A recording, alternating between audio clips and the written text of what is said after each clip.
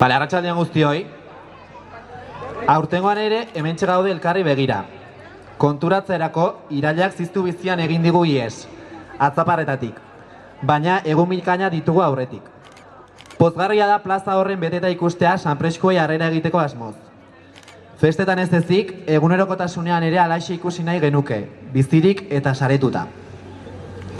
Eta horrexegatik jarraitzen dugu ekinean. Lana egiteaz gain ondotik fruitu ederrak ere jasotzen ditugulako trukean. Aurtengoan berrikuntza txikiren bat izan dugu gure herrigunean. Agian batzuk ez zarete jabetu oraindik, baina eskola komunitatea, gurasoak eta udala lankidentzan aritu dira frontoi ondoko parke eta ingurunea eraldatzeko. Eta azkenean, gure herriko plaza honetan autoak mugatzeko erabakia hartu da, oinezkoen segurtasuna bermatzeko asmoaz. Eta benetan aldaketa ederra eta positiboa izan da guztiontzat. Horrez gain, aurtengo urteari atzera begiratzeko tartea ere hartu nahi genuke. Aspaldian, herri kooperatibaren asmoak azaldu genizkizuen, eta azkenean, erregistroko onarpenaren zain gaude bazkidetza kanpaina bete-betean hasteko. Jakingo duzuenez, herritarren beharrak asetzeko asmoa dugu, eta momentuz, eguneroko erosketak egiteko dendaren irekierari forma ematen gabiltza. Ea pixkanaka, telekomunikazio zerbitzu eta abarrak sustatzen hasteko aukera ere baliatzen dugun. Laster izango dezue berri gehiago, eta, eskerrik asko itxoitiagatik.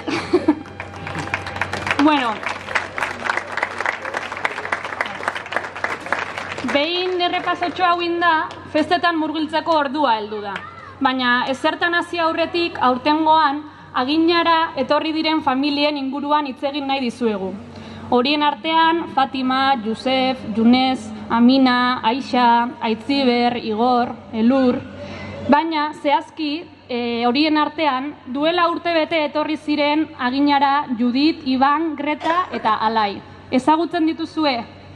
Beste hainbat familien antzera aginan bizitzeko erabakia hartu dute eta guretzat arnaz berria direla azpimarratu nahi genuke. Familia honen kasuan, Tordera izeneko Kataluniako herri txiki batetik maletak eta euren bizipenak furgonetan hartuta etorri ziren. Dagoeneko ezagutzen zuten ingurua, baina lurra landu eta hemen bizitzera etortzeko erabakia hartu zuten. Eta zehazki, Aginagako egunerokotasunaren parte bilakatu ziren ia hasieratik. Plazan, eskolan eta gure sare eder honetan murgildu baitziren lehen unetik. Eta guretzat, sekulako ekarpena izan da zentzu guztietan. Gu bezalako komunitate txiki batean, eragin handia du halako aldaketa batek, eta horrexegatik omendu nahi ditugu gaur.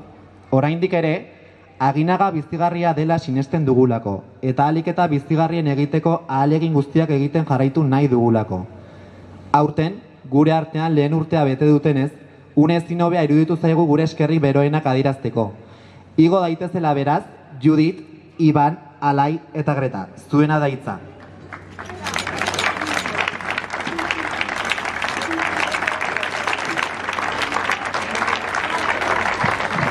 Honekin gozatu ditzagun sanfraskoak, herritik eta herriarentzat sortutako festak. Eraiki ditzagun harreman sanoak, elikatu dezagun etorkizuna, zaindu elkar eta zaindu ditzagun gure bazterrak. Jai parekide, arduratsu eta parte hartzaileen alde, gora agina eta aginarrak, gora!